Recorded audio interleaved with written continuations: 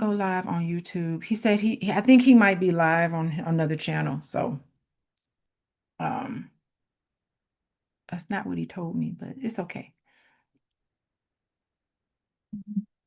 Okay. All righty.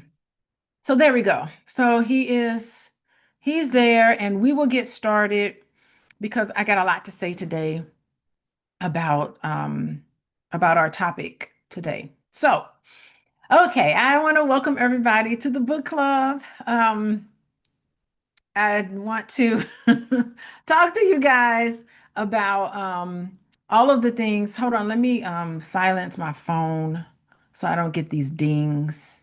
Lord, I'm sorry. I need to have need to have a little bit more. Okay, here we go. All right. Let's see. Oh, what is going on? Let me make sure we are together here on Book Club on YouTube before I welcome everybody in. Okay. Um, hold on. Um, let's see, where is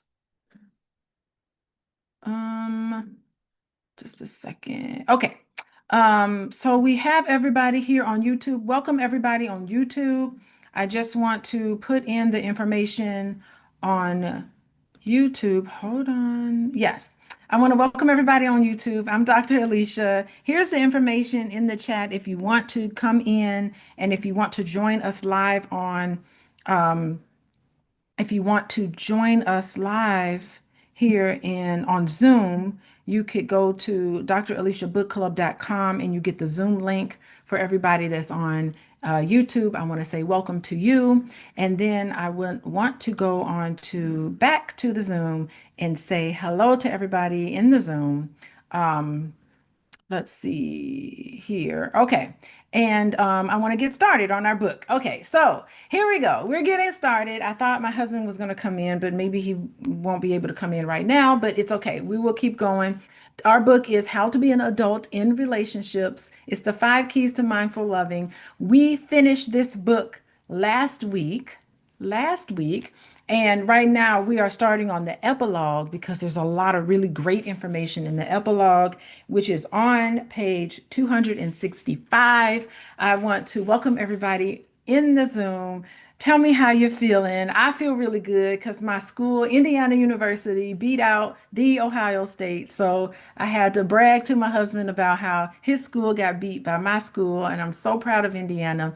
Never before has it ever happened. And so that was my highlight of the weekend. I hope you guys had a great weekend as well, going into the holiday. And again, if people want to get the recordings, I have the link in here in the Zoom about getting the recordings of the whole book. I mean, we're like the last couple of pages of this book, and I have recorded and broken down how to be an adult in relationships and related back to very trendy things, very nice things for us to talk about. Um, so go ahead. You can use that link if you want a copy of, if you want to be able to listen to old episodes and then of this book. I think it's really important. It's all about mindfulness, the 5 keys to mindful loving, which is about being mindful. The 5 keys to mindful loving, here they are. They are attention, they are acceptance. This is what you need to give and receive: attention, acceptance, appreciation, affection, and allowing in a healthy way, not trying to control other people and all those things. So, those are the things that we have been talking about for over a year now. It's really, really wonderful. Um, but we are going to start here on the epilogue because there's a lot in this epilogue. Okay, he is coming on. He told me 5 minutes. Okay. All right. Well, I think Dr. Boyce might actually join us. I don't know. Oh gosh. Okay, I'm frozen a little bit. Okay, we're going to get started. Okay, so tonight's theme is about understanding endings, truth telling, how relationship reveals ourselves into it. And so I think this is really, really important. Okay, so we begin on page 265, and he starts with this quote that I think is like really fascinating. Only in relationship, only in relationship do you see the face of what is. Only in relationship. What do y'all think about that? You can't be a monk and live in the mountains and meditate your whole life and never be in contact with anybody. I know there are a lot of people who feel like, oh, that would be a very safe thing, avoiding relationships. However, only in a relationship do you see the face of what is. Oh my gosh. I think that's really fascinating. Relationships reveal so many things. Our attachment patterns, when you're in a relationship, it can reveal our fear. And I'm talking about romantic relationship. I ain't talking about just a casual friend. I'm talking about only in relationship. Do you see the face of what is? You see the face of your wounds. You see the face of all of your ego defenses, all of these things that we've talked about in this book. So you got to get the recordings to know what I'm saying. So we talk about wounds, we talk about fear, we talk about the conflict, all of these things. It only happens in romantic relationship. There is nothing like your partner. There is nothing like the relationship you have with your significant other. It is to be compared not to your boss. A lot of people compare romantic relationships with your boss. How so? They're not similar at all. The level of intimacy is not there. And especially when it comes to ending. And we've been talking about endings. How you end a relationship can reveal a lot of things. What has worked, what didn't work, what were things we ignored. So I like this quote. It's like it forces you to think about how a past relationship taught you certain things about yourself that you never saw before, even if it's failed. Just recently, last week, I renewed my clinical license. And to renew my clinical license, I had to take all of these CEU lessons. And I took a CEU class on conscious uncoupling. So, conscious uncoupling, I had to grab my CEUs. Conscious uncoupling. And I thought it was really fascinating because it's like conscious uncoupling means it forces you to pay attention to your part in the reason why the relationship failed. Thank you, Dr. Vibes, congratulating on me on renewing my license. Yeah, every odd year I have to renew it. And I was going through this whole process of conscious uncoupling. And, what normally happens is that a relationship ends. And what do people tend to do? They point the finger. They go, I know I call my little girlfriends or whatever, and I'm like, this is what he did. He did that and he did this. And it's so easy to point the finger. But conscious uncoupling requires you, just like this quote is saying, only in relationship do you see the face of what is. Only in relationship do you see the face of what is for you. So, yes, 97% of the problems in the relationship, let's put that off on your partner. But the 3% that was you, that's the only thing you can control. So, conscious uncoupling is really all about paying attention to the 3%. The 3% of that relationship that did not work out. That's the part that you need to focus on. Don't focus on what the partner did. Focus on your part and how you contribute to the issues in the relationship, the face of what that is. I like this because it's not about telling a story of a relationship that went bad where you are the victim. If you focus just on that 3% that was your fault, it means that you're redesigning how things are. You're naming the story and talking about the story in a way that's empowering instead of, I'm the victim of this and he deceived me and he did all of this to me. Oh my gosh. Look at you here. I never thought you would come. You threw me off, boys. Sorry about that. Are you streaming online? I'm stream. Well, I wasn't. I was gonna wait till you came in to stream. Oh, did you But start? Did you start? I did start. Okay, no worries. How's everybody doing today? How are you doing, babe? How you feeling? I'm a little frazzled, but I'm okay. I've been driving. You know what I've been up to all day. So Oh yeah, yeah. Tater had a dance competition, so. we had a dance competition to go to. I still got on. Look, I still have on her the paraphernalia, her high Oh school wow, dance. that's crazy. That's crazy.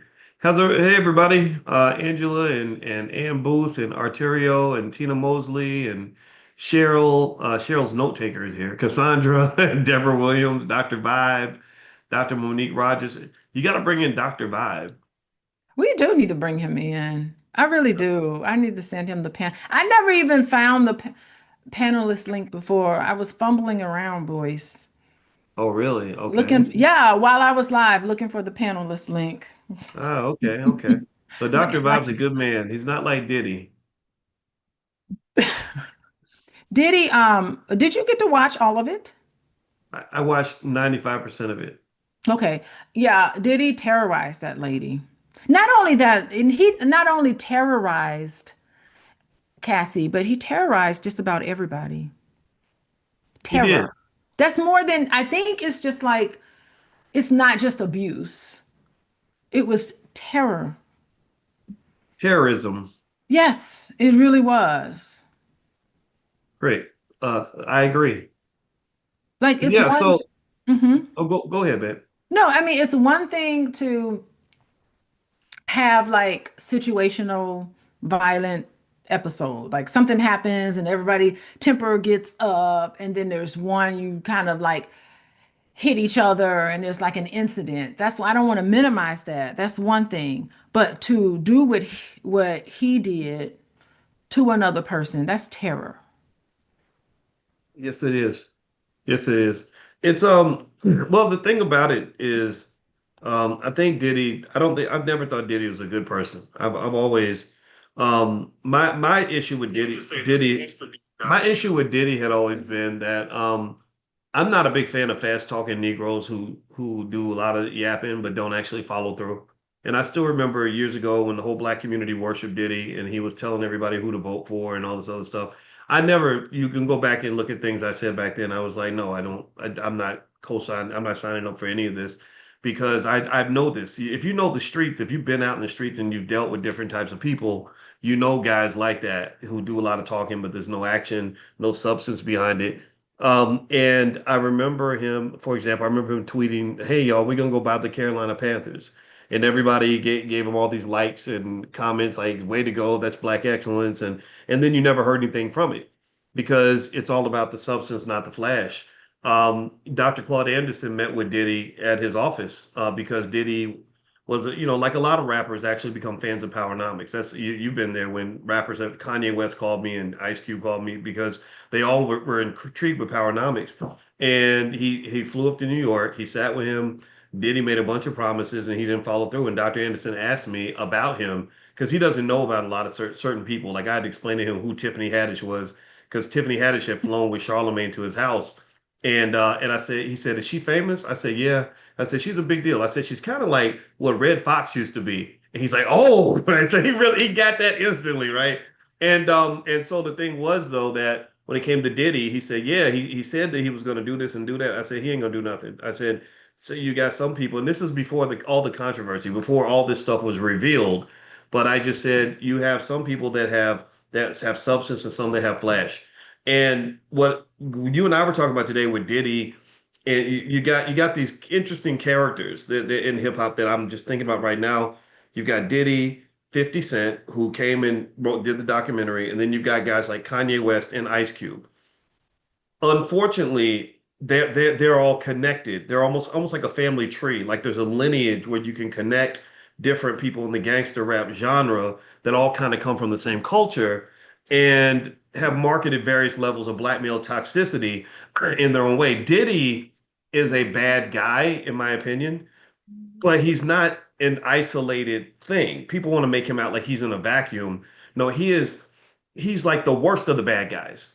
Mhm. He's the bad guy that other bad guys have an issue. Like when I would sit with Damon Dash, who knew Jay-Z very well, he told me all these stories about Jay-Z.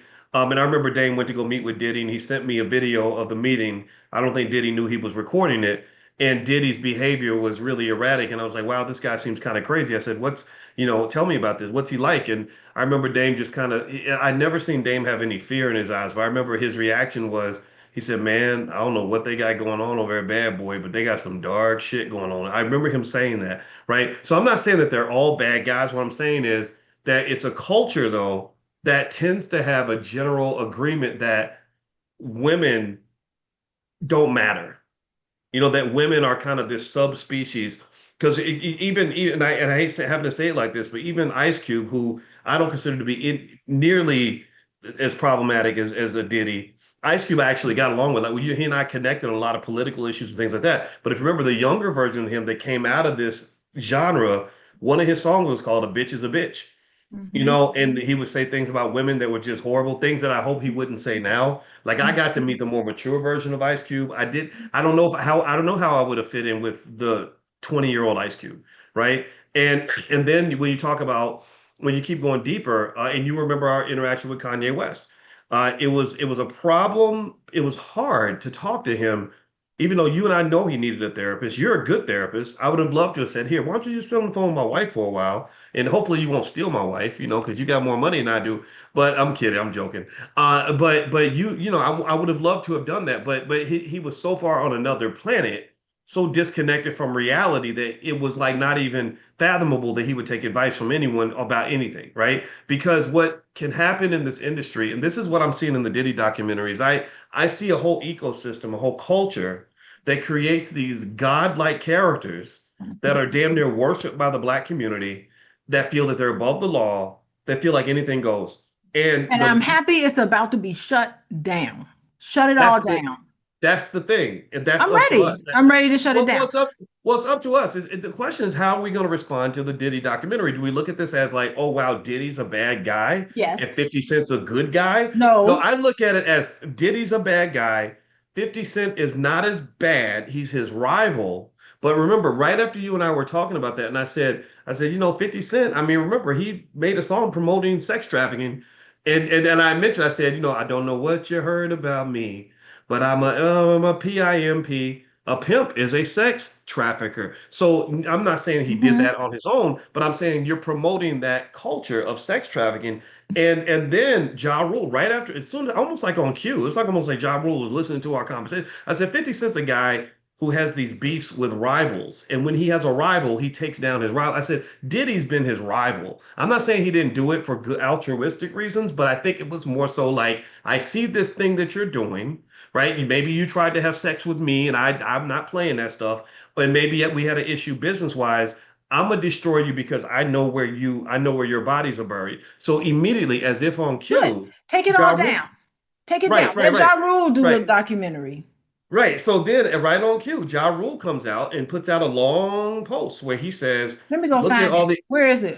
He says, "Look at the accusations against 50 Cent." I think they're on the Shade Room or Spirit World or something. I can try to find Oh, it. And it I'm came up. It came up right when I turned on Instagram. Yeah. Why John don't you share it? calls Why out don't you 50 share it? Cent over the Diddy Netflix documentary, saying he does not truly care about the victims and accusing him of profiting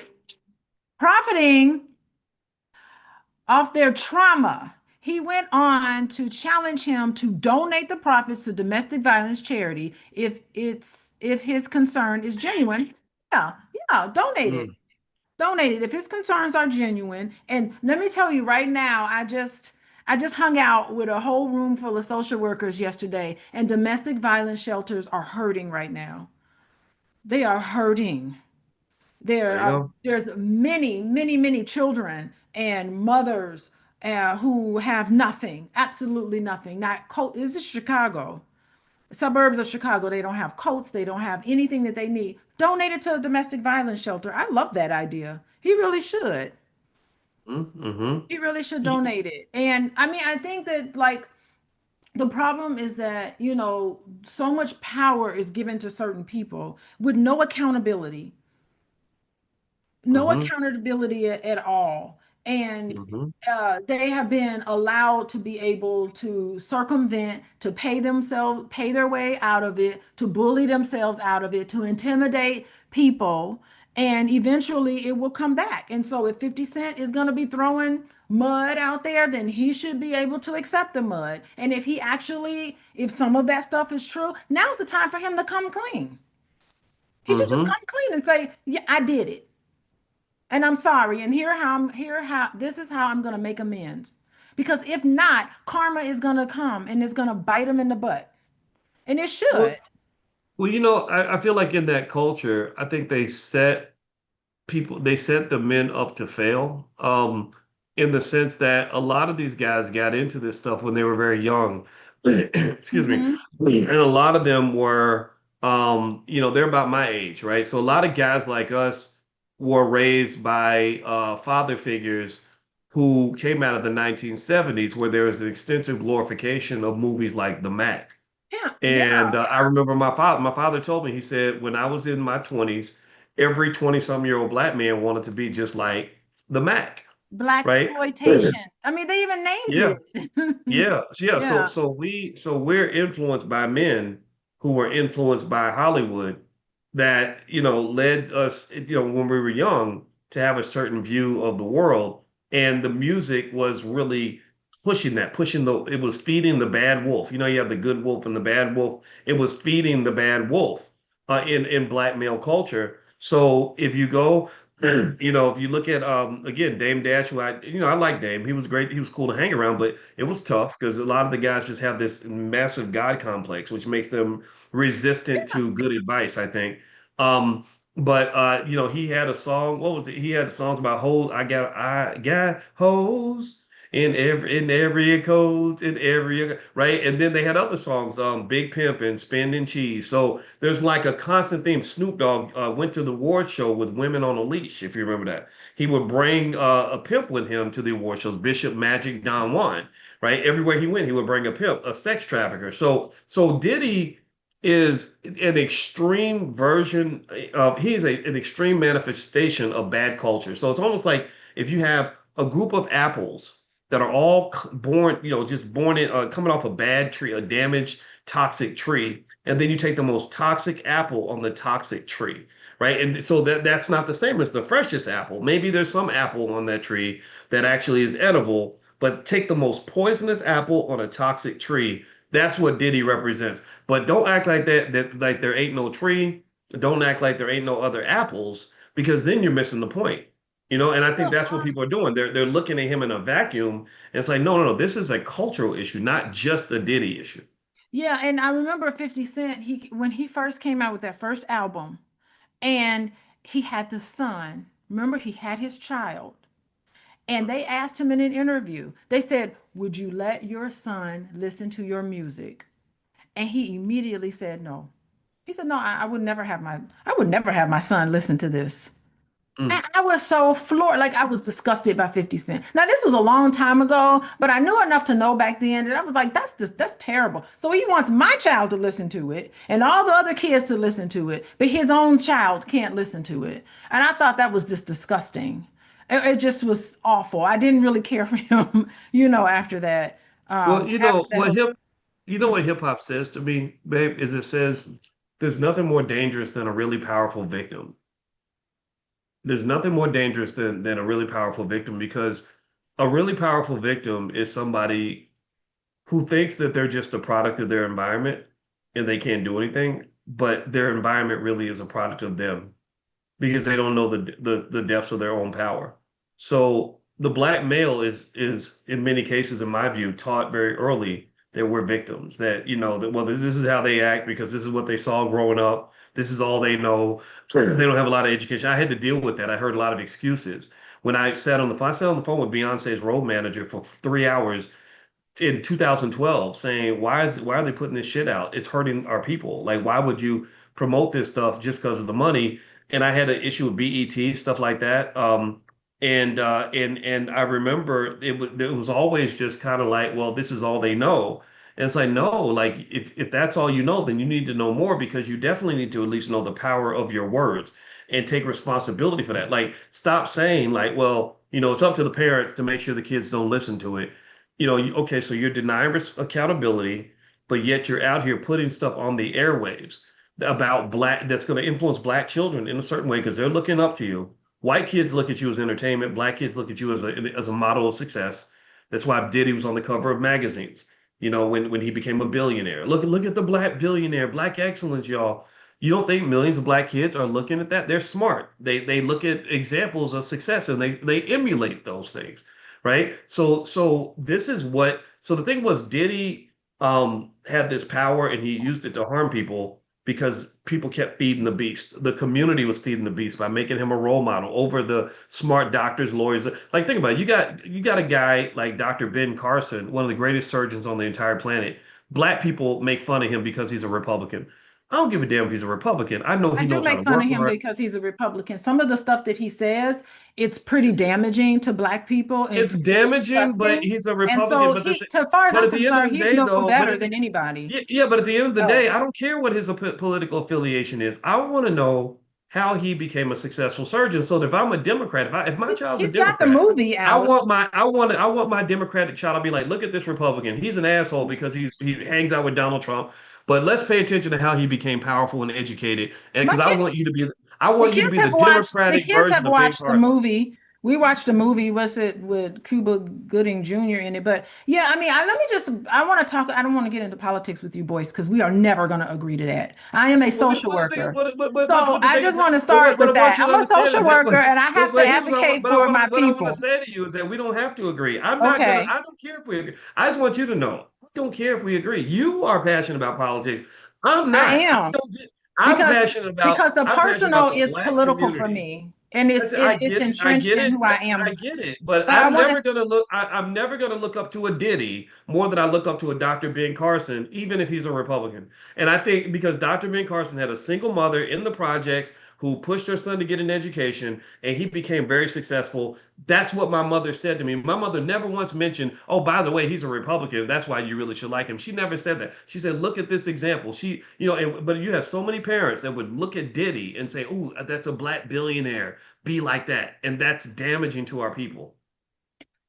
okay, I'm gonna change the subject. I do have things to say about that, but I don't want to get into that with you. Okay, the thing is that I have a friend who knows AJ. Remember AJ from the 106 and Park. BET 106 in Park? She knows him. She said that he is embarrassed by the role that he's played in promoting that music to people. He said he said it's just something he just doesn't even want to even associate himself with. So there's a lot of people who were just young and naive and trying to get on and not really paying attention too much. But I think like you bring up a good point about how hip hop music kind of turned a different way because really that documentary, it actually chronicled how hip hop went down into the tubes because it talked about the Tupac and the Biggie Smalls um, battle and really put Sean Combs in the center of it all. Did you get to watch that part? Mhm. You saw that Well, part? I know there were bits and I, pieces that you I saw. followed it in real time. That was like a soap opera. I know I'm it the was in same. real time, but like looking at the documentary, there was, I mean, how the documentary was put together. Let me tell you, 50 Cent put everything, he pinned every single murder that happened. Every single thing was pinpointed on Sean Combs. And you're sitting there like, I'm watching the documentary like, wow, that is possible that he could have done it. Like he for real made me feel like Sean Combs was the mastermind behind all of hip hop. The East Coast, West Coast battle, all was a mastermind and partly the mastermind of Sean Combs with the help of who? Clive Davis. Mm, So I thought that was really interesting. They kind of snuck in there's some Easter eggs in that documentary that's kind of like really subtle things that they threw in to that documentary. Although the documentary is on Sean Combs, they threw in a little bits and pieces in there that that was really telling. And I think the biggest thing is I don't know how 50 Cent got those recordings of him, just like talking about during the trial and everything leading up to the trial. I don't know how he got those recordings, but I mean, it just made you feel like Sean Combs was guilty. He was not acting like Well, an innocent person. He was acting I've like never. somebody who was guilty trying to wiggle his way out of it. Yeah, I've never seen him as. Unbelievable. Well, that's the thing. Anybody who knows the culture knew this 25 years ago. If you follow what happened with Tupac, it only made sense that Diddy was connected to his murder. It's what was intriguing to me. I got bored with trying to figure out if Diddy was a good or bad person in 2002. I knew that he was not a clean, savory character. What I was always confused and intrigued about was the fact I was like, well, who is co-signing this criminality that's going on? Like, what's the power source that's allowing this shit show to last 25 years longer than it should have? This should have all been shut down in 1999. I think that a good investigation by the police would have determined, okay, this guy's connected. All these people that they spoke to in 2020, they could have talked to in 1996. They didn't. And so this it led me to the deeper conversation, which was, okay, is he a federal agent? Is he a black Jeffrey Epstein It that did make me has think has that. cameras around the house and is being used to incriminate various people? How does this connect to the black community? I don't disconnect that from the fact that Diddy was selected as the sole black leader to lead black people to vote for the Democratic Party. I think that's an easy game. If I'm an FBI, CIA operative, my what I would do is I'd say, okay, these rappers, they're all this close to going to federal prison for 30 years.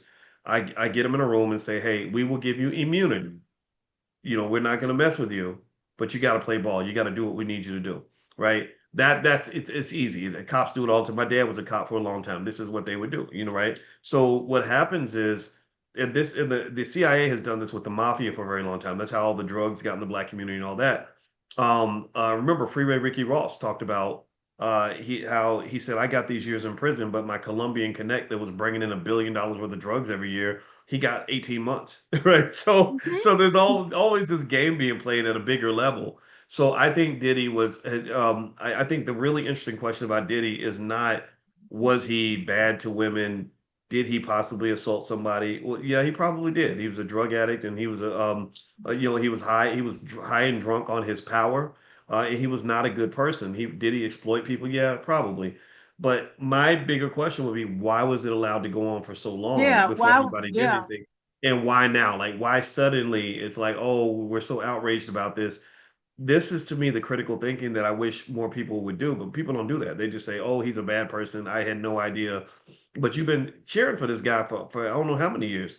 You knew R. Kelly was a child molester when he dated Aaliyah in I couldn't 2002. believe that. I mean, that whole thing, it boggles my mind. How was he allowed to go on BET of all places, right? He was going on BET and they're sitting there married. It's easy to find out if somebody's married to each other. They were married to each other. Nobody talked about that. How do you have a secret marriage to somebody? You can look that up. Like, who knew that they were married and who allowed it? A whole bunch of people allowed it. And that's the thing. Like, they take Sean Combs, he goes to jail, but it had to have been more than just one person behind it for him to be able to accomplish all of that. You don't think it was a network of people that allowed him to do that?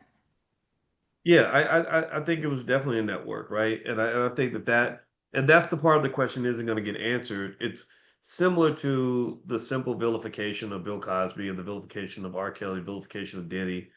I don't think any of these individuals are good people for sure.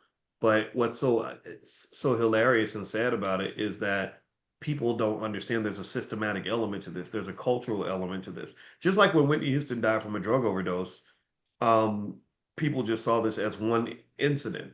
Like, oh, this is so sad. This is tragic. And it's like, no, let's look at the trail. Let's look at the pattern of what happens to Black people when they go to Hollywood, when they get in the music industry, and certain things are introduced to them and whatever. And I think people that can see that bigger picture are the ones who are kept safe from it. Everyone else is kind of manipulated, kind of like Yeah, pawns, my right? understanding too. I mean, are we getting off into another topic? But my understanding, Ray J was with her when in that hotel room. Did you hear about that? Yeah, You he gonna look it was. up? Ray J was with her, No, and look what's happening to him. He kind of unraveled too. well, it's funny. I had a conversation with somebody about Ray J not long ago, and he was gonna invite Ray J to do something for him, and Ah, I said, are you sure? I said, I think he's a little bit unstable. I don't know if I would pick him. And he said, no, Ray J's fine. That's my man. I said, okay. The next day, the headline is Ray J pulls a gun on his girlfriend, and I text. I said, see, you gotta listen to me, man. I think I might have some spidey senses I developed in my 50s. allegedly. I No, don't I know. mean, it was he No, was that wasn't live. allegedly. That was He on was, an Instagram live. There wasn't no allegedly right there, unless the AIs got so good that they're just creating fake Instagram lives now. But then again, it's the CIA. You never put it past them. But still, though, I think overall, and really fitting the tune of like the book club and what you cover in terms of relationships, I was really intrigued just in terms of how Diddy's money and power seduce people into feeling that they could come in and extract something from him. And that's a culture that not everybody's going to get sucked into. Not everybody wanted to go to Diddy's house. Not everybody wanted to go to the parties and be in the culture. The people that got sucked in were either maybe they were financially vulnerable and desperate. Maybe they had become so obsessed with a dream that they would do anything to get it, or maybe they were just tricked into putting certain individuals on the Mount Rushmore. If you listen to the producer Lil Rod that made his album, but then ended up getting sexually assaulted allegedly, he talked about how he said in order to succeed in this industry, you have to work with gatekeepers. And he explained that the yep. reason I kept tolerating certain things is because I really wanted to get the album out. I really wanted to do stuff for my kids and grandkids from this, right? So in his mind, he's thinking this is my pathway to generational wealth, all that. But then you have people that just walk away. And now again, he's in his 20s though. But it reminded me of when that day. You remember when Kanye invited me to his house, and you and I sat down and had a conversation like, do I really want to even go be in a house with this man? And when I made the decision to part ways with him, one thing that made it easier wasn't just the maturity. Maybe if I was in my 20s, I would have been like, oh my God, it's Kanye West. But in my late 40s, I'm kind of like, yeah, I don't know if I really want to do this. But financial security plays a part in that too, as well as self-esteem. Like, I got other stuff happening. I know how to make money other ways. Being next to you is not something I'm willing to participate in if it's going to put me in danger. And I think that just having those conversations with young people is really important because people that have money and power will use that to seduce you in and lure you in like a Pied Piper. Yeah, well, I think what people are assuming is that, okay, so Sean Combs, he's got a Grammy, he's got awards. Clearly, he's legitimate. And if he wasn't legitimate, somebody would at least press charges against him. Like you just assume that if he was doing all of these things to all of these different people, that somebody would come down, that he would be blackballed, or you would assume that he wouldn't get away with it to the extent that he was getting away with it. And then people who love art, so many people are artists, boys. They want to show their talent. It is a very difficult industry for a lot of people to get into it, and you have somebody like Sean Combs back then who was making hit albums, come on, hey, yeah, work on my album. How about you come work on my album? He had no intention of giving that man any the credit that he deserved, no intention of paying that man. He just was using that album to dangle in front of him so that he can take advantage of him. Mhm. Yeah, I think and that's a common thing. It's interesting because sometimes I've seen where um I kind of look at those who chose the Diddy experience. I look at that with a critical eye, not because I don't believe the accusers. I think that there's some real victimization that did occur here. But then sometimes I wonder if, how many are these situations where you thought you were going to trick him, but he actually tricked you, right? Like if one drug dealer gets together with another drug dealer to do a drug deal, and then one drug dealer steals the money and kills the other one. And then the drug dealer who was killed said, or gets shot or whatever, his people say, we're victims. Look at what they did to us, right? I'm going to really look not just at who was victimized, but I'm also going to look at the nature of the drug deal, look just the nature of the situation. How did you end up in that situation in the first place? What was going on here? Because sometimes, Well, um, there's no honor among thieves. That for sure is the case. However,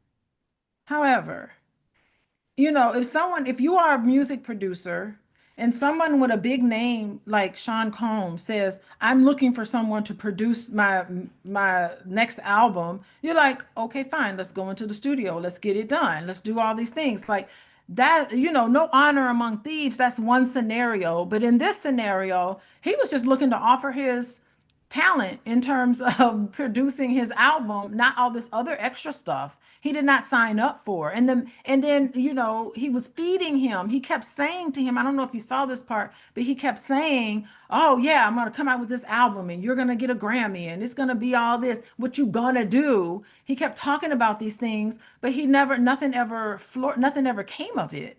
Like he never paid him the money. I'm supposed to earn the money. Where's the money? I'm supposed right. to help you with this album. Why are we picking up women at the strip club? I'm here to work on this album.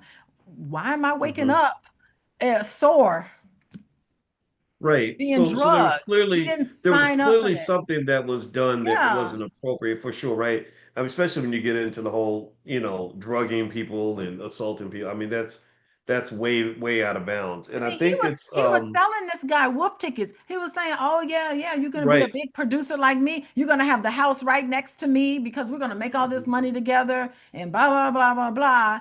And nothing was happening from it. Right. So ultimately one of the lessons is if somebody's selling you wolf tickets, be careful before you buy them. Right? If you see Okay, I, red I mean, I flags, guess it's if you see, nice. I'm not saying no, I don't. I'm not saying. Look, let me explain like this. I'm gonna tell you an honest story. The reason I stopped speaking to Damon Dash, I never talked about this. One of the reasons I stopped speaking to Damon Dash is because Damon Dash really disrespected me, just in terms of his language, his tone, his behavior. It was highly inappropriate. He was yelling at me like I was a little kid. I don't enjoy that. That's not very nice. And here's the thing. I had seen Damon do that to other people. I saw the famous documentary in 1998 where he was just barking at some guy, and everybody thought that was so gangster that he was just humiliating this guy in front of everybody. And I saw it up close. I saw him do that to other people. And when that happened, I remember thinking, okay, I'm not going to be happy if he ever does this to me. Hopefully, he understands not to do this to me. So there was a time where he was upset about something and he ended up barking at me, yelling at me on the phone. I'm like, hold on, calm down, Dame. I'll explain it. No, blah, blah, blah, blah, blah, blah. And then eventually, when he let me talk, I explained it and it went away. Right. And I said, look, man, I said, I'm old enough to be a grandfather. I said, I'm a man. Like, do not ever talk to me like that ever again. That's not, you can tell me how you feel, but don't talk to me like that. That's not, I've seen you do that to other people. You do not do that to me. And he said, well, sometimes I got to go Dame Dash on people to make sure that they understand. I said, yeah, yeah, I get it. That's your culture, but that's not how I talk to people. I don't expect to be talked to like that. And we agreed, we walked away. And then there was another conversation where he did it again. He was mad. He starts yelling the script. The minute he starts What was getting he triggered, mad about? I don't remember what it was. It was something Because that's silly. important to know what It that was. was something to discuss, but it wasn't like I had done something. There were violations that occurred that I could talk about, but I'm never going to do that because I don't think it's necessary. Because Okay. I grew up sort of in a space where there's some degree of personal accountability in the situations you allow yourself to get into. I believe in every relationship, you do teach people how to treat you. And I do believe that perpetrators know who they can victimize and who they cannot victimize. And so while you might still be a victim, for sure, like I could probably tell you stories about that interaction where you'd say, wow, you were a victim of something, right? But I don't look at it that way entirely, not because it didn't happen, but because I don't see any value and labeling myself as a victim. It wasn't a sexual assault or nothing like that. Maybe that'd be different, right? I'd have to go to police and all that. It wasn't Diddy stuff. Dame ain't Diddy for sure. Make that clear. But things happen where I looked at it and I said, okay, I'm walking away. I'm gonna consciously walk away. There was times where he called me afterward and I just wouldn't take the call anymore. And my point is to say though, the most productive way I can look at that situation is not so much to just be captivated by my own victimhood, but I look at it also like, well, you know, you saw some red flags and you saw him yelling, barking at other people, but you stuck around because you thought it wasn't going to happen to you. And then it happened to you, and you have to own some of that. But I give Mhm. myself credit for having the ability to say, you know what, man, I don't care. I don't care how famous you are. I don't want to be around here. I don't want to be Yeah, around this anymore. that's Right? interesting So because so you saw some red flags, but at the same time, when two people, I'm not even going to talk about because I don't even think I even really know the whole story, even offline about what happened with you and him. But I think this is a lesson for everybody. Um, well, I was just talking about the conscious uncoupling for my license renewal. And the conscious uncoupling is a whole bunch of different steps to it. But the main part of conscious uncoupling is to focus on just the part that you contribute to the problem. You see? And so it is not about victimhood. It really is about self-empowerment. And it's the 3% rule. So it's like 97% is that other person. And there's nothing we can do about that. But there's 3% of the problems that happen in this relationship that I can own. So the better question for it for you boys is to get rid of the victim and all of those other things. You're right. But the better question would be, where's my 3% and what happened between you and Damon Dash? It's just looking at just your mhm. part because that's all that you could do. I mean, if you ever look at your 3% and focus on your part, how you contributed, because everybody knows somebody that likes to argue. Everybody knows somebody that likes to do certain things and say certain things. And it's not about that. It's just about learning from that experience so that not only you can pay attention to the red flags, but more importantly, you can pay attention to how you contributed to whatever happened to that situation. And that's the point of conscious uncoupling. It's not about pointing the finger, blaming somebody, and it definitely is not about being a victim. It's about saying, okay, I contributed to this issue. Let me try to look at my part in this issue and deconstruct those things so that I can be better for the next partnership I come into.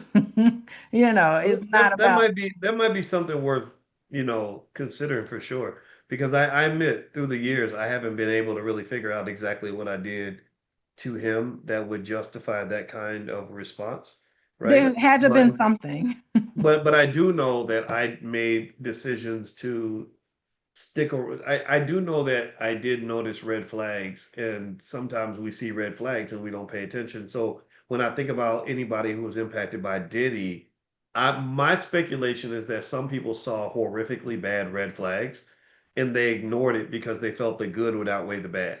That, okay, I don't like this, and this, but we let celebrities get away with a lot of shit. You Okay, know, so if we think somebody's famous enough, we'll let them, slap a baby and run over a dog and all, and it mhm. becomes funny, interesting, and cool because we think this person can get us an opportunity. And then when they run you over or they slap you like they did the baby and the dog, then suddenly we say, I was a victim. But it's like, well, you kind of had the ability to get away from that if you wanted to. You chose not to because you were thinking you could sneak in and get the bag from the devil without the devil becoming a demon on you. So if you feel like your part in it was, this is just for example, not paying attention to the red flags, the question would be, this is just an illustration for everybody watching. The question would be, is this a pattern for me? Do I walk into Mhm. situations not paying attention to red flags? And Mhm. if that's something that I tend to do, why do I do that? Why do I Yeah. not pay attention? Why am I so quick to walk into a situation and ignoring the red flags? So, if that's the one piece you can pull out, and I have a hunch there's probably other pieces, where Mhm. you can take accountability. This is not just you, boys. This is you as in general, right? If you're the kind of person that doesn't pay attention to red flags, What is that reminiscent of? Is Yeah, there that. an older wound where you're repeating Mm, this cycle where you abandon yourself because not paying attention to red flags means you are abandoning yourself for wow. something else? Oh, Is that a pattern in your life? What is it that's that you're good. not paying attention to that you need to pay attention to that might come back and slap you in the butt? Oof. What's leading you to get into a work relationship or any relationship with somebody knowing good and well that that person has things about them that you know that you can't deal with, you can't live with. You don't like to be yelled at, but you saw this man yell at all these people. Why did you get into a relationship with a work relationship with somebody knowing that they're a hothead? That is so true. That's a great point. That's It's a a great point. rhetorical question. It's something for you to contemplate and think about. Those are great questions. Yeah. I think I tend to just feel that in general, you're just better off focusing on the things you can control.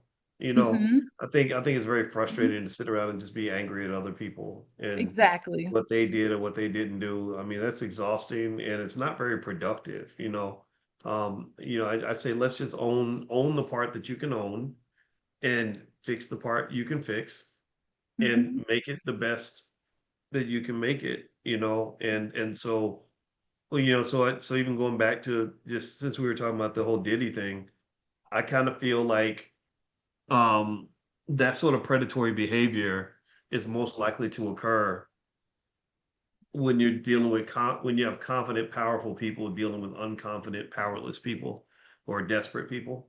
I Well, the think that thing they is this is the thing. The thing is that underneath it all, Sean Combs is a coward.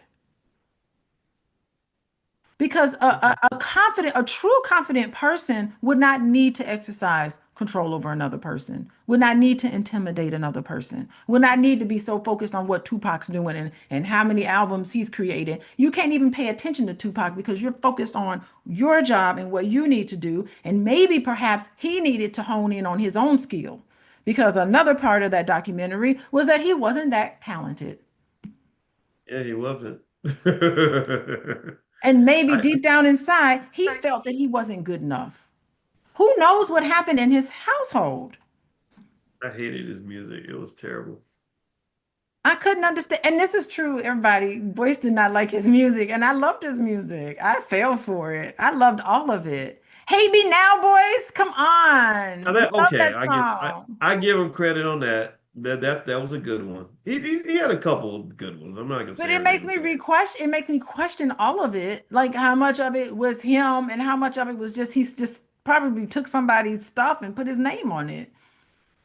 It could have been. It could have been. I mean, I think when I look at the issues I would have with a person like that, it's really I think the most serious part that the part that puts him in, significant predator space is the sexual assault, which I don't disconnect not just from the mental health issue, but also the drug issue. Um, and then on top of that, I think bad business in terms of having people around you that work with you who are never you don't have a string of successful people behind you that can say, I became successful because of you. This person helped me accomplish this and accomplish that. And then not to mention the fact that he has an extraordinarily large number of dead people around him. There are lots of people around him who, from Craig Mack, Kim Porter, just a lot of other people that ended up dead. I think that just kind of speaks to a sinister nature, and I'm speculating that maybe the gangster. I'm talking about more so Italian gangster mafia kind of mindset kicks in because if you study like the mafia families, that stuff happens all the time. Somebody talks too much, they end up dead. Somebody crosses you, they end up dead. You know, I don't think in the black community, I think we have a little bit more of a soul and more civility than other communities do. And in hip hop, you have people that talk about gang stuff, but it's more like you have studio gangsters or you have sloppy gangsters. right? Studio gangsters where they're just doing a whole lot of talking, but they're not really gonna do anything. Or it's sloppy. It's just like I'm mad at you. I'm gonna just run up on you at the party and shoot you. Kind of hothead type stuff, but not sort of the structured, organized like one thing Diddy did that reminded me of Michael Francis, who has a popular YouTube channel. He was a former member of the mafia. I love this Mhm. guy. He reminds me of my father because people don't know cops are gangsters. They just operate on the other side of the law. Um, so my father used to talk like Michael Francis a lot. And Michael Francis, he would talk about like some of the sloppy behavior, like where you're like, man, I'm gonna kill you, I'm gonna get you, man, I'm gonna do this, right? This sort of loud, audacious yapping that kind of happens in hip hop. He said, no, we didn't do that. He said, I think he talked about Chris Rock and Will Smith. He said, no, if you make a joke about my wife, he said, I'm not gonna get up and slap you in front of everybody. He said, I'm gonna laugh and I'm gonna sit back and smile and clap. He said, but then the next morning you might not, your body might be found in the ocean, right? And so Diddy did the same thing. If you listen to the way 50 Cent talked about Diddy, it was always different from the way Diddy talked about 50 Cent. 50 Cent would say, I don't like him. I suspect maybe Diddy did his whole like, I want to try to sleep with you type of thing or something. I don't know what Mhm. happened there, but you could just sense something. Diddy would always be like, "Come on, man, there's love. I love 50 Cent. Come on, 50." He gave an award to 50 Cent. If 50 Cent won, he said, "Come on, Playboy." And deep down you could he did. Or if you listen to him talk about Tupac, and they're like, "Well, do you people are saying that you might be connected to the killing too." He said, "No, that's very unfortunate, and I would never ever participate in the killing of a human being." He sounded very convincing. Right, so he operated the way a lot of the mafia gangsters would operate in public. There's no reason to talk about what you're gonna do. You don't talk about it. You go do it. Like the song says, G's move in silence. Like lasagna. Like in the word lasagna, the G is a silent G. You don't talk about it. You do it. Right. Whereas in a lot of times in gangster rap culture, there's a lot of talking, but very little actual doing. That documentary talked about the freak offs that happened on Biggie Small's birthday and the anniversary, the anniversary of him. So you didn't see all of it, boys. Like a ritual. What is that? What is that? I don't Like, know we nothing need about some no freak answers offs. That's just having sex for 5 days in a row, and you because know they're on yeah, it's ecstasy. drugs. Yeah, the drugs. Yeah, I don't and I think that that's another horrible thing hip hop has done to the culture in general is the promotion of drug use and drug selling. And with all the successful black people that have died from drugs and all the trauma that families have experienced from having a parent on drugs or whatever, I just don't understand why we would even allow these other communities to mass market music that represents our people that's even acting like drug use is a good thing. I think that that's just very unfortunate. you know and I think that we should be more outraged about that than we are about some of the things we get out like Yeah. we get outraged about Trump getting elected over Kamala Harris, and I get it, that's fine, Don't but you do should not be start equally. that with me, boys, No, because no, you that should. really is a No, no, no. tragic. That's It very might be tragic, by the it way. might be tragic, but it's not more No, it's tragic not to that it me. might be. It It's really not more is. tragic. No, it's not more tragic to me than dead black children. Dead black children matter more to me than people. So if Trump came in and Okay, so saved, I'm gonna tell you right now. I'm gonna tell you right now. It- Something. You talk about the real reckoning is gonna happen with Donald Trump because there have been a lot of dead black children all over the world because of Donald Trump. well, I'm Obama not threw making all of this them. up. I I think the am not problem making this up. I think the problem the black community has is that both political parties have ignored the black community, and that's why Okay. Okay. no matter who's No, in I don't think office, so. dead I black would children say, dead black children will be a constant until we stop it. I And I would personally think, say, I and I would, think it's go ahead. boys, that's not fair. Here's the thing. The Affordable Care Act helped a lot of black children, by the way, even my own. The Affordable Care Act helped a lot of black people. It's covering people on insurance that can't otherwise pay for it. covering my children on my insurance up until they're 24 or 26. That helped the black children in our house. So I don't know if that's fair. You can't say both political parties are just as bad. Yes, there's a lot of things that the Democratic Party should have done and could have done for Black people and did not do. But you can't say they're equal. You cannot say the Republican Party is equal in the amount of damage than the Democratic Party. I can't buy that. So Yeah, I will well, you know, agree with you. I'll let you I have your will agree political. with I you. right. I'll let you. I know you vote. You can vote for who you want, and I just want to tell you, like, I'm Okay. not voting. I just want to be clear. I'm not voting for either party until they do something for Black people. That's just my. That's the position I'm saying. So if the Like Democrats got what? to What would you suffer, have them to do? Because do if they got to suffer to get the point, you want I to just what? Because to who's me, working for Black people directly? Who's doing things specifically for Black people? Who's okay. specifically handling our reparations? Who So specifically? we are gonna talk about politics. Okay, so this is the thing. Like, I mean, a loan forgiveness helps a proportionate number of Black people.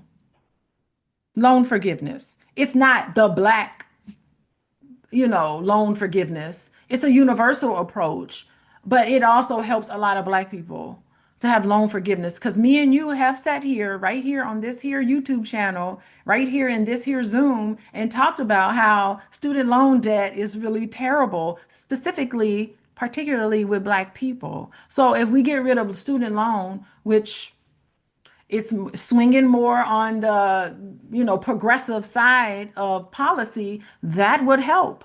That would help a lot of Black people. Healthcare would help a lot of Black Oh, people. I know a lot of Black people who benefited from the Republicans boosting the stock market. I could say that too. I could say I've got thousands of students who now have thousands of extra dollars in their bank account But because I every don't. politician is always going to be good for. Think about the Affordable Care Act. Barack Obama went to the healthcare companies and he said, "Write the bill. What would you like to have in this bill?" He had a win-win for everybody.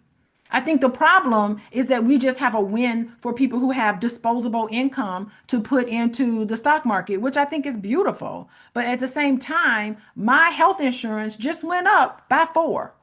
Like most of my check right now is going toward health insurance.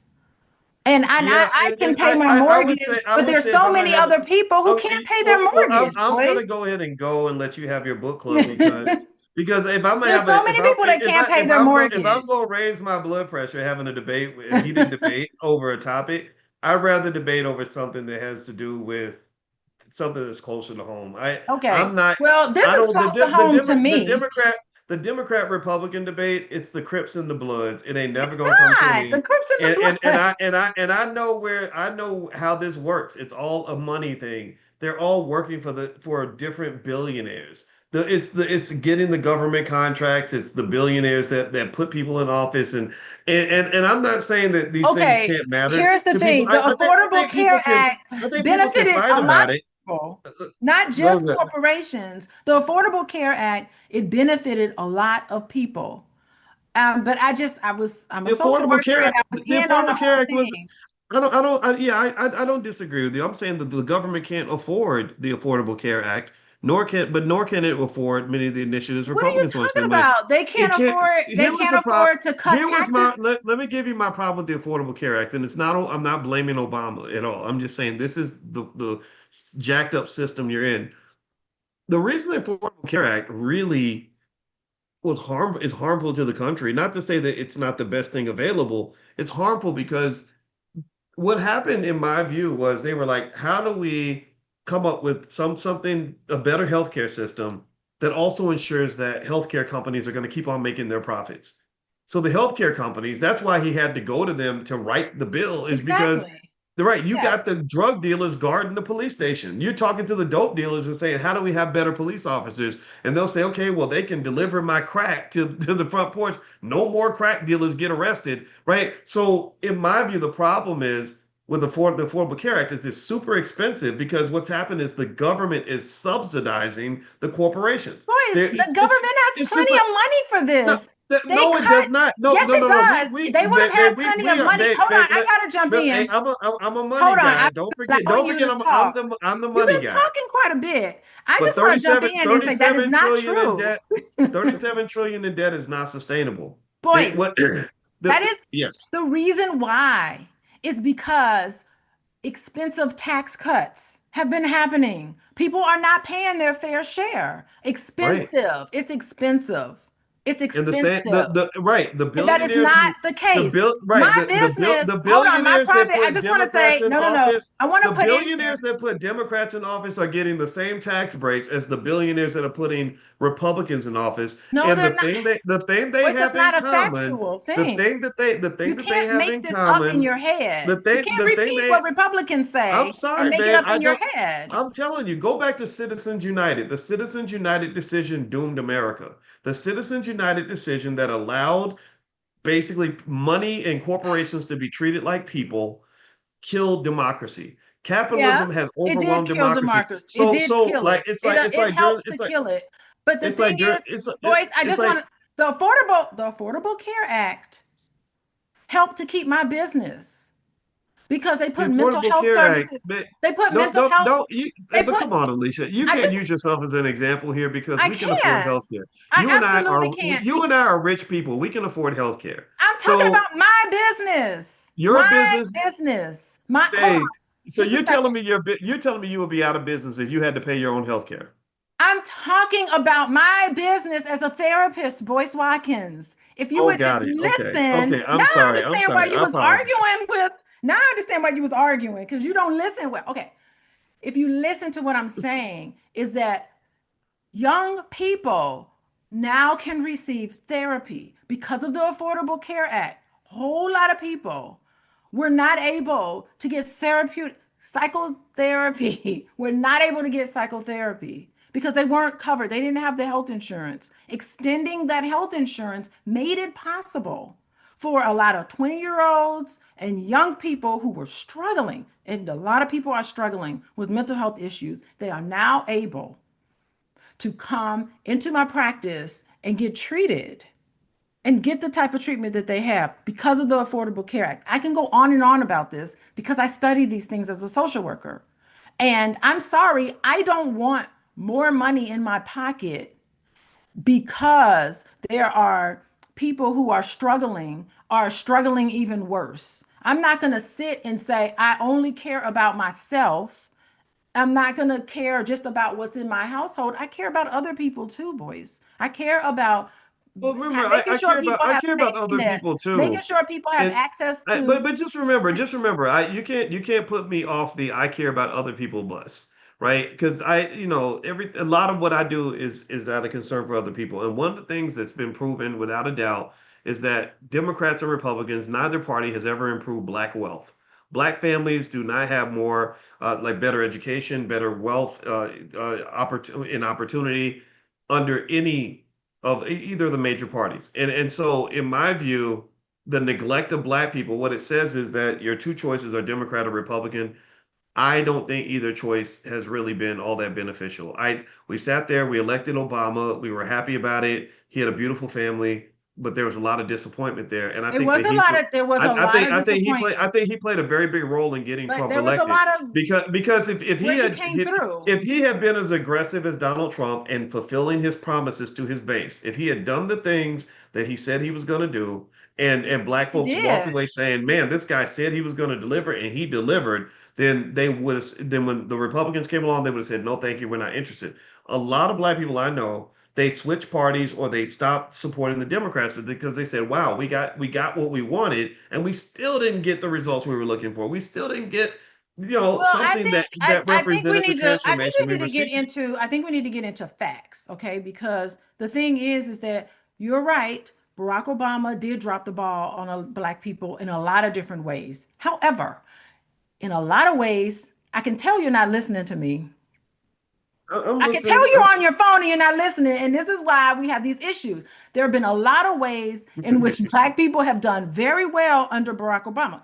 he did not do as much as he could have done, but he did quite a bit. And I'm talking about a lot of things that we can talk about: the Affordable Care Act, the getting rid of prior, prior issues with health insurance. He did a lot. Now he did grease the palm of a lot of wealthy people, but he also did not terrorize citizens the way Donald Trump is doing right now. I haven't been terrorized by Donald Trump.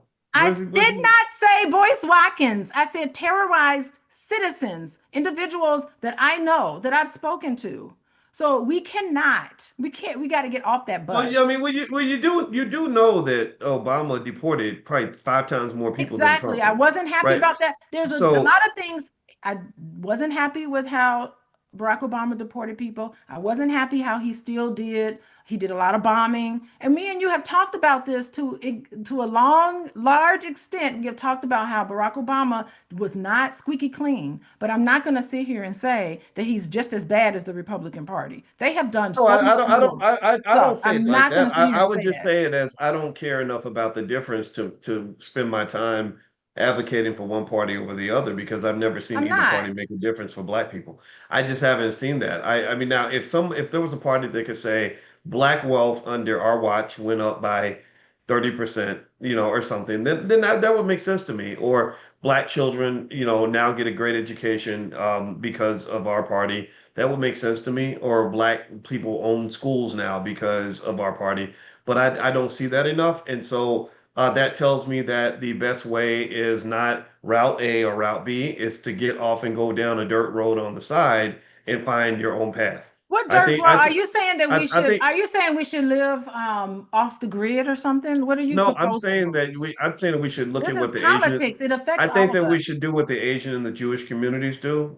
They don't lean on votes to try to secure power for their community, that they lean on wealth and they lean on culture. The Asian community educates their children at a very high level. You never really see Asians marching in the streets for one political party or the other. You'll never see an Asian person stop speaking to their relative because they're a Democrat or because they're a Republican. You only really see that with black people and white people. What you see with Asian families is you see solid family structures, you see a respect for elders, you see a serious commitment to education, you see a Like commitment to who? What? Like entrepreneurship what and hard Asian? work. Mostly, Like I'm thinking who? mostly, let's say Chinese families. I'm not saying all of them. I'm saying that, like, when I talked to one of my friends from China, I remember him telling me that his parents were very disappointed that he went to USC. And I said, why? He said, because my parents expected me to go to Harvard or Yale. Okay, I think if so every I if think every it is black good to family just have had that, it's good to have high expectations for your children. I think it is very good. But I will say that I've been a clinician for over 20 years, and I've had all rainbow of people in my office. And I will say that we just can't assume that those families are the healthiest. I just will just I'm say not going that. to say that. That's all I I'm don't, gonna I don't think say. I don't, There's a right, lot I of don't think they're problems healthy. I think that with it's success, right? I think extreme success a lot requires of extreme. problems. Yeah, Yeah. I think extreme success requires extreme behavior for sure. Like Mhm. like if I have a family where all of us are Olympic champion skiers, it's going to be a pretty dysfunctional family most likely, in the sense that, How so? it's not it'll probably be abnormal in the sense that you're probably not supposed to ski 8 hours a day and miss all the fun that other friends or kids are having. I mean, most of the time when you have families that raise children that are either millionaires or great athletes or great performers, you look at their childhood, it was never normal. Okay, Um, so you know, mhm. Michael Jackson's childhood, people can talk about the abuse he experienced and at the hands of his father, but also Abuse that is abuse was saying it lightly. Michael for Jackson was sure, not for abused by sure, his father. He was for sure, for sure, for abuse is sure. one thing, and then it's Right, what happened to Michael for sure, Jackson. right, for Like sure. that And you was can, awful. but here's the thing: success requires suffering most of the time. Okay, I'm not so saying all the time. I'm saying success usually, if you run a marathon, you're going to suffer. okay, here's what I'm gonna say to that. So a lot of your illustrations is built on these external things. It's what college you went to, how much money you make, how successful you are in these external things. So that is one marker of success, but there are other things. that can be contributed to, and I know you're not listening because I'm watching your head go around. You're not even listening to what I'm saying. I'm looking But at the the thing comments. is that I'm listening. you're Keep talking about talking. external Well, validation. I'm not talking about just external. Actually, the external connects to the internal because think about this. You're not being mindful with Look me, at how many boys. black people look at how many black people are suffering because they had no discipline in their household growing up. Look at how many No black people are, discipline. no, or I'm talking about no financial discipline. Nobody invested for that child, so now that child has to go through Uh-huh. extreme suffering for the Oh, next 30 absolutely. years at a job that they hate, right? Or they gotta feel like a nigger every day for the rest of their life, right? So Hmm. you're gonna suffer at some point. The question is, do you get your suffering done early so you can be a Michael Jackson and be worth $100 million, or do you suffer later when you missed your chance to be But great Michael and Jackson you died end of a up drug overdose. he He did, needed right? drug. His Right. trauma was so bad. So Yes, it here's the was. thing. It's horrible. Here's the thing. Discipline is not the same thing as abuse, neglect, torturing a person. Discipline is separate from that. So if you're So talking was about Michael Jackson discipline, disciplined or abused? he wasn't, I think it was more extreme than abuse. Okay. He was, So you think it's like, it wasn't it was like super duper bad, horribly bad abuse. Is have you that do you not know what all I'm happened? not All saying that's sorts not of things. true. I'm saying Michael Jackson so are you it was horrific what was done to him.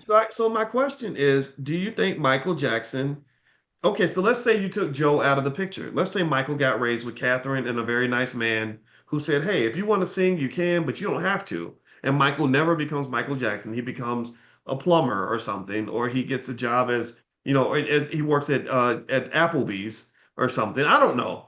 And he's in the whole rest of his life, he's struggling to pay bills, he's stressed out, he's unhappy, he's going to job, he's getting called a nigger at work every day. How can he be Whatever, right? unhappy? Right. Hold on, Which I would have a be better for question. him? He was still called, by the way, he was still called the N-word, even Yeah, though but he, he but if was you're still Michael Jackson, they subjected. call you the N word. That don't mean nothing. Well, it shouldn't mean anything. Okay, boys, I wish you could come in on our book club and talk a little bit more about it because the thing is that it doesn't matter what kind of job you have. What matters is the type of person that you are. And even if you are a janitor, if someone calls you the N word, or if you're a millionaire and someone calls you the N word, it should be the same reaction. It should be the same reaction. What should the reaction be though? The reaction should be another person can't define you in that Right. way. You I agree with define that. yourself, whether you work at Applebee's or not. And there's a lot of traumatized people who actually do work at Applebee's. The So thing true. is that what the world could have been like and how his talent could have been cultivated if he had been grown up in a loving environment, which he did not. Right. And I think that that's the interesting thing, right? He did A not grow lot of up in a times, loving environment. right, a lot of times our blessings don't show up in the packaging that How we'd is it like a for them to show blessing up. not to Right. grow up in a loving I environment, feel boys? I don't look at Joe Jackson necessarily as the devil. I see him as an imperfect vessel to deliver this extraordinary man who became one of the greatest performers of all time. Right. He was an imperfect vessel.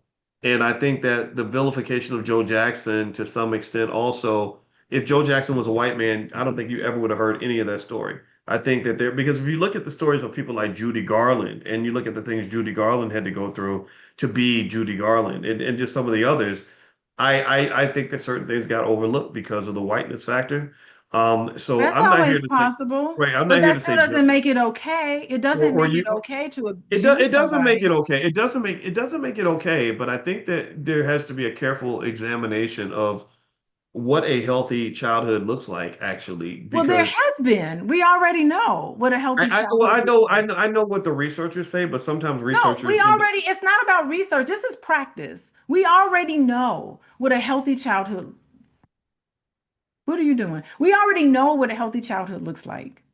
That's not questionable. I think the definition of a healthy We understand but what I get secure it. attachment looks I like. hear you. I hear you. But I Mhm. think that also I think that the individual's opinion matters as well.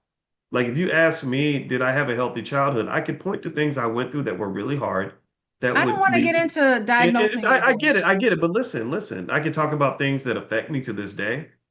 but then I think remember it's almost like losing money. Some people think losing money is a big expense. Okay, you know what? Some people think, listen, hold on, wait. Go Some people ahead. think that losing money is an investment. If you look at most wealthy people that have lots of wealth, they've lost more money than most people have. Yeah, right. And for some people, losing that amount of money is traumatic. Like I can't lose $1 million. I lose $1 million, I go crazy. But there are billionaires who say, yeah, I lost $12 million. Right. And I'm glad I did it. I'm glad I lost the 12 million because I wouldn't have the billion if I hadn't lost the 12 million. So at the end of the day, what determines your life, in my opinion, is were your losses outweighed by your gains in your mind? And if the answer is yes, like if you put me through what Joe Jackson put Michael through, but I get to live the life of Michael Jackson even for 30 years or 40 years, I would probably Joe consider Jackson making was that pretty trade. bad, Juanita. I would Okay, actually can love I to. read? I want to my Go ahead. answer to you. I want to read the first. I want you to listen. You look a little squirrely over there. Okay, I want you to I listen. am. I'm I gonna am. And read. I'm going to leave in about 5 minutes to let Okay, you do but your wait, thing. before you leave, because I know that you've been kind of missing, part of what we've been talking about.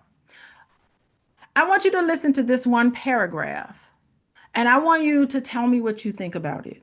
Okay? And I want you Okay. to really use your listening skills. Listen to what I'm saying. Give me your All right. undivided attention. I'm listening. Okay. Let's look once more at the core themes of our journey. The ideas and tools I hope you will return when the dance of relationship becomes awkward or halting. The 5 A's of love are attention, acceptance, appreciation, affection, and allowing. We are on a heroic journey that began with our needing them from our parents, then continued with our seeking them in adult partners, and ends with our giving them to the world as a spiritual enterprise. What do you think that means to you? I know what it means to me. Okay. So you have the 5 A's, Attention, attention, acceptance, acceptance, uh, appreciation, appreciation, affection. affection, and allowing. Yes, those are the 5 A's. When those needs are met, when you're younger, you grow with confidence. When they're missing, we spend our adult lives searching for them in our partner, hoping, Mm, hoping that somebody will finally give us what we did not receive early on. I can see that. I can see that. So, what you have to do, boys, is to think about what childhood needs are you trying to fulfill in our relationship? You don't have to Mm, say that out loud, but that's something for you to hmm. contemplate. How That's did a good. your early wounds shape your choices? Why did you pick me to be your wife? What was it? Mm. Well, you look like my mama, and you also have the same profession as my mother. So Mhm. clearly, there's a subconscious thing happening there. Yeah. So I totally agree with you. I think that What that I gotta go ahead. I just have one more thing to say. What we've been talking about in this book club, there has to be parts of you that are still seeking rescue, still seeking validation, and still seeking permission to exist. There are parts of you. As Mm, children, we need the 5 A's. As adults, we are searching for relationships that feel like home. Even mm, if they repeat some of the old pain, of course, because you can project some of that onto your partner. I'm not saying you are doing that. You might be, but that's for you to think about. But when you are mature, you learn to provide those 5 A's not only to yourself, but to your partner and to your own children. mm. That's powerful. I can see that. I totally get what you're saying. I mean, you're right. It's you know what it makes me think about? Remember that song, You Give Me Attention. Yes, boys. And that's You're your giving me favorite song. everything I miss at Oh, home. that's the song You we should don't have. have to love me. That's a great song. You know what? I'm gonna play that song next week. Because this week I was struggling with the song to play. Yeah, I agree with you though. I hear you.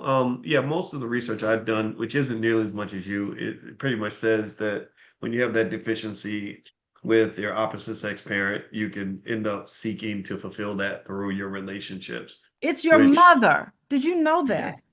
The studies have Mhm. shown that it is your mom. I Mm. hate to put that on moms, but Oof. it is the mother. The relationship you have with your mother in adolescence will show you the relationship you have as an adult. That's science. Mm. That's heavy, right? That's a lot to carry. Well, thank you for letting me come to class. I'm leaving. So I'm gonna let you have your class back. I want to say thank you everybody for letting me come in and barge in a boycott. Did you tell everybody about your thing? I saw somebody in the comments was asking how they can come to your thing in Chicago. You got to start letting people know what you're up I have to. not, you know what? I I didn't got even, I'm gonna share my screen so everybody can see it. You and that cool flyer you made with Tiana and Shar, and I'm excited about this. But here it is. The real table talk, and y'all are having this event Thursday, December 11th in downtown yeah, Chicago. It was a real fancy smancy place. I was really impressed. What's that hotel called? The Wade or the something? Wade Hotel, yes. Yeah, yeah, and Isn't it's that cool? 644 North Lakeshore Drive, and it's what time do y'all start? Is there a time? 6 o'clock. How come the time isn't on here, babe? It's at six Oh, o'clock. here we go. It gets real at 6 p.m. sharp. Okay, y'all did put the Look at notes. that. Look at that. Yep, Yeah. yep, yep. So Look I'll at be there. us. This is going to be epic. It's going to be really wonderful. I'm I'm so looking excited. forward to it because I think the three of you, I've seen Tiana do her thing. You know, she had her Women Doing It Big conference and she's done stuff with Master P. Y'all gotta get Master P to come in as a guest. And then Shar Curry. I mean, she has like 330,000 followers or It's something now on Instagram. brilliant. Yeah, she's really good and really interesting. I was a fan of Shar Curry's, and so it's really funny. I started following Shar just out of the blue because I thought her content was interesting. And I think she reached out and sent me a message to ask about something. Oh, And that's how I really? got to, She's in your that's when DMs. yeah, yeah, right. She was in my DM. But that's when I introduced her to you because I said, I think you should talk to Alicia because you'll have some stuff that I think where there's an overlap there. So I think He's it's so cool. I can't wait to see it. smart.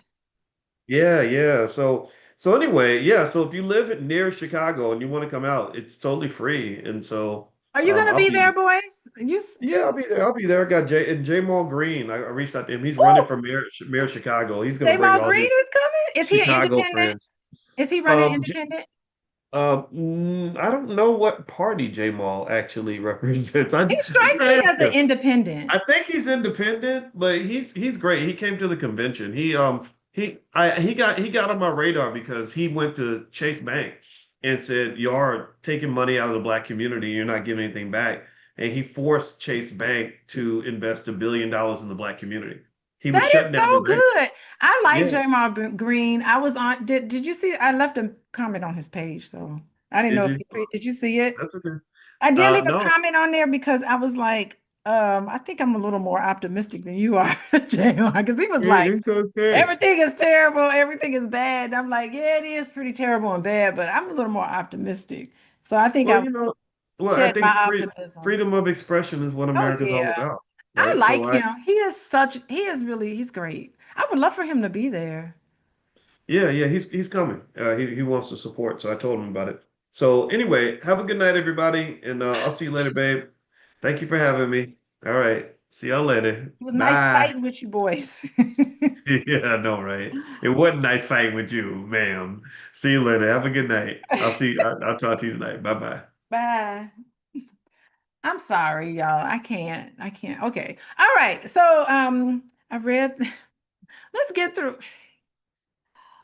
Okay, so y'all stay with me for the next 13 minutes. By the bottom of the hour, I'm gonna try to wrap up, but I'm gonna try to read through this book here. How to be adult in relationships. Okay, this was good. Okay, Arturo. Okay, so I read the first paragraph. It's on page 245. Let's all lock in and try to finish this. I'm all flustered today. Okay. Good enough parenting, good enough parenting in our childhood favorably affects our adult relationships.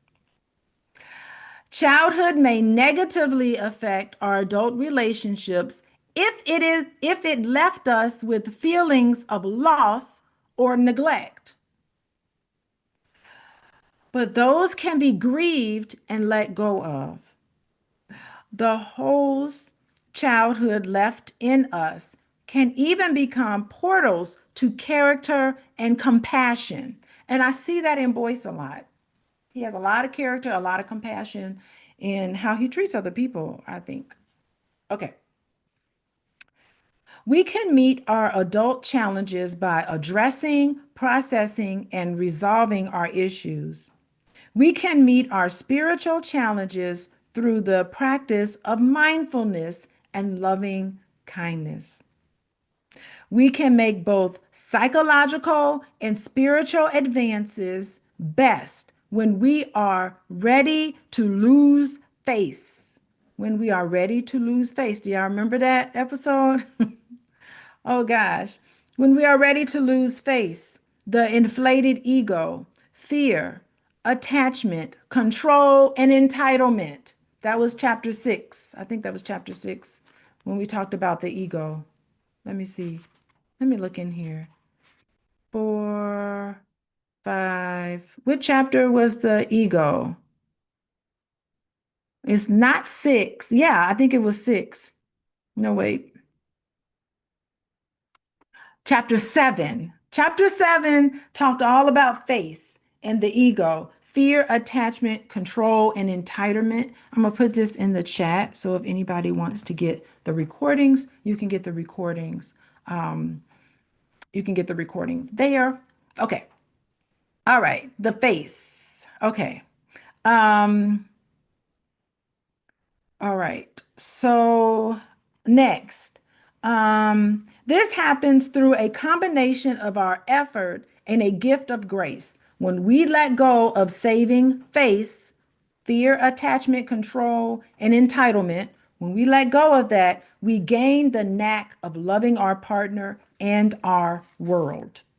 These are affirmations of loving partners who dedicate themselves not only to one another, but to all of us.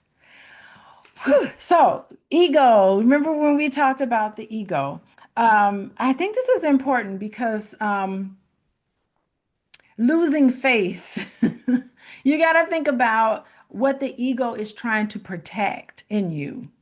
Imagine the image of where you're in a relationship and you have to be right all the time. You feel like you have to be in control all the time. You feel like you have to be victim, flawless. You feel like, all of these things.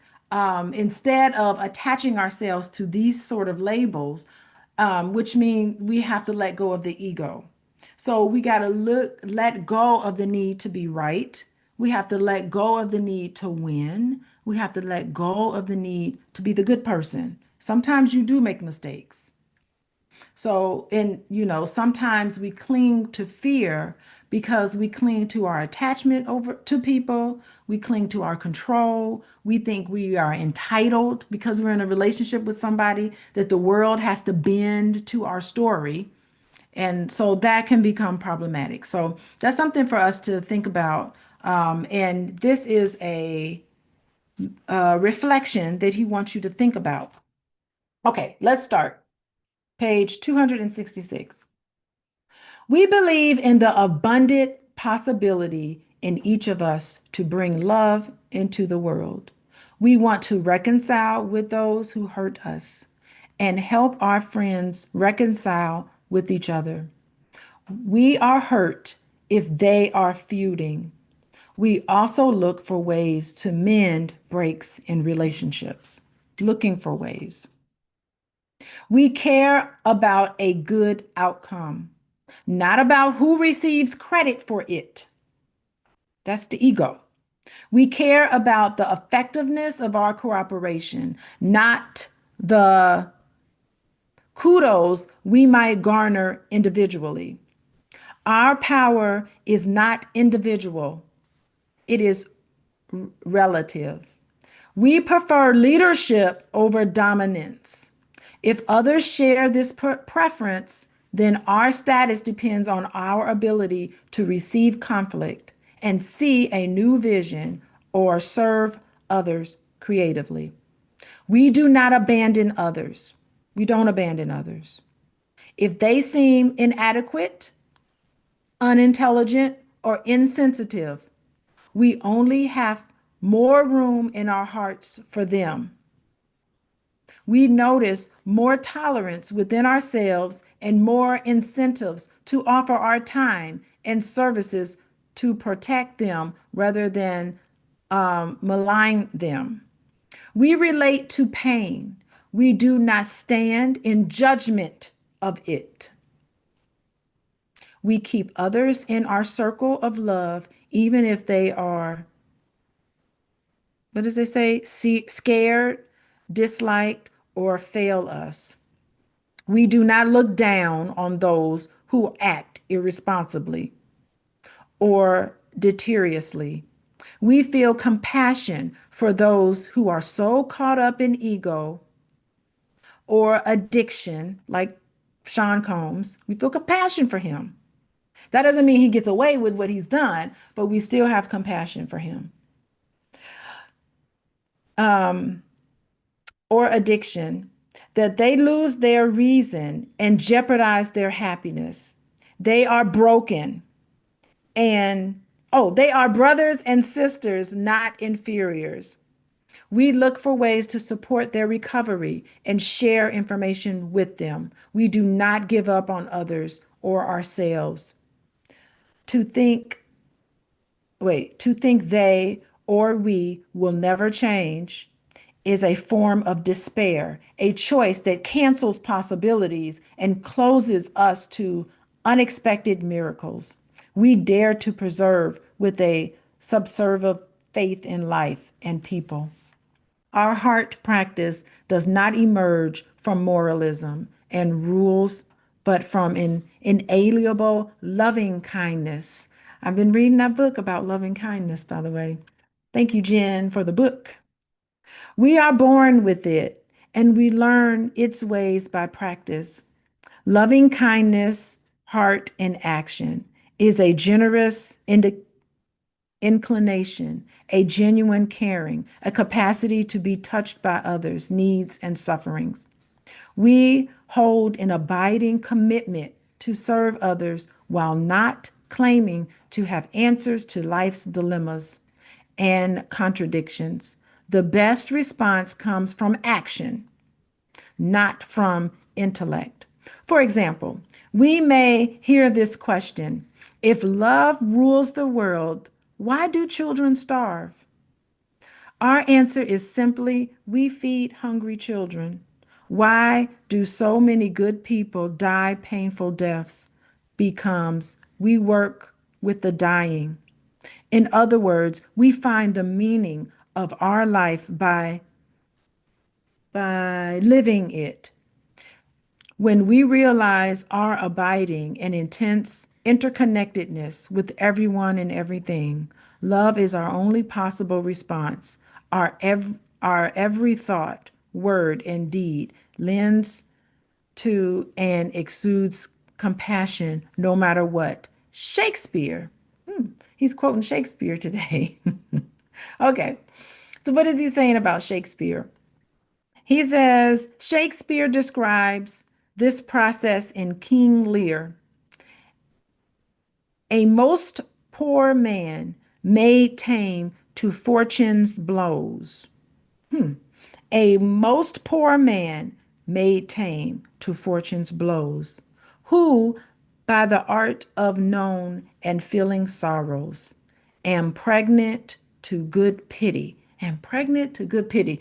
Oh, okay.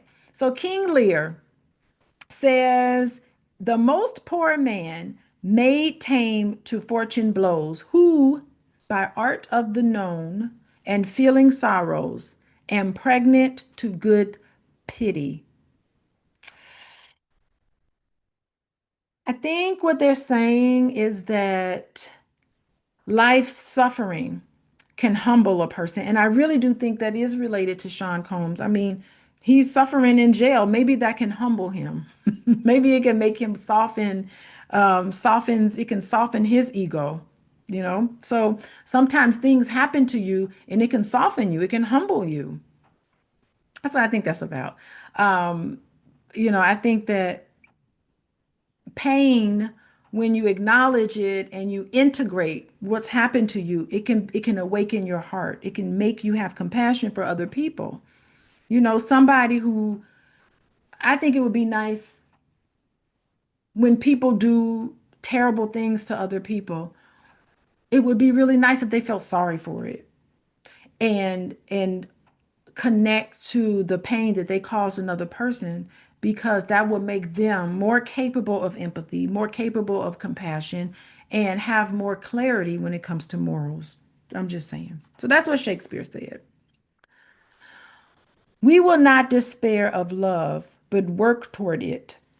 Our human journey seems to be about love, finding out what it is and then learning to give and receive it. In the course of reading and working with this book, we have a richer sense of what love is and have become more skilled at sharing it in a relationship that is now fully adult. There is only one question left for any of us as this book comes to an end. Am I getting better at loving? Are you getting better? Are you having a little bit more compassion toward other people? Are you understanding how important it is to give people the 5 A's and to feel like you can accept it? You're worthy of accepting it. And to know, to be able to recognize where it's missing in yourself, and then you can give it to yourself instead of looking for other people to complete you. I don't know. That's the question. I say yes to all that happens to me today as an opportunity to love more and fear less. May I show love wherever I am today. May I show compassion to everyone who suffers, including me. May I be joyful about the good things that happen to any of us. I'm happy when anybody does something wonderful. May I respond with equanimity, serenity, and courage to all of today's challenges. I have a unique destiny to display here and now the timeless design of love that is in me. I know this is why I was given a lifetime. I trust that whatever happens to me is part of how this destiny unfolds. I trust that nothing it happens to me can cancel my capacity to go on loving. All right. So we're done with that today. I do have some thoughts about that, but because it's the bottom of the hour and I will table it to next time. Anyway, this was a fun time today. I wasn't expecting all of this today. But I don't know. It's the end of our time together. I don't know what to say, but if this conversation stirred something in you, you can definitely give fun times. Yes, Arturo. You can definitely get tonight's conversation. You can get the replay to past sessions. Let's see. Let me go here. Let me put the information in there. If you want some fun times, there are other episodes where Boyce pops his head in and he shares his thoughts. We shared our thoughts together when it came. Oh, I did a whole talk about introverts versus extroverts. I'm an extrovert, he's an introvert, so we talked about that. So sometimes if the topic relates to us, I'll bring him in and we'll talk and argue and carry on like couples do all the time. And anyway, So I invite you to join the Healing Haven. You can use the codes in there for discounts. And I want to thank all of you all for being here. Thank you for doing this work with me. This has been a really, really fun. And I'll see y'all next week. Next week, I am going to talk about the next part, the appendix. So we'll talk about the appendix. It's all about grief. I think next week I need to write in the song. I'm going to play that song that Boyce was singing last week. Things I miss at home. Things I miss at home. I'm going to play that song. That's going to be our intro song. I got it right now. Anyway, goodbye, everybody. I'll see y'all next Sunday. All righty.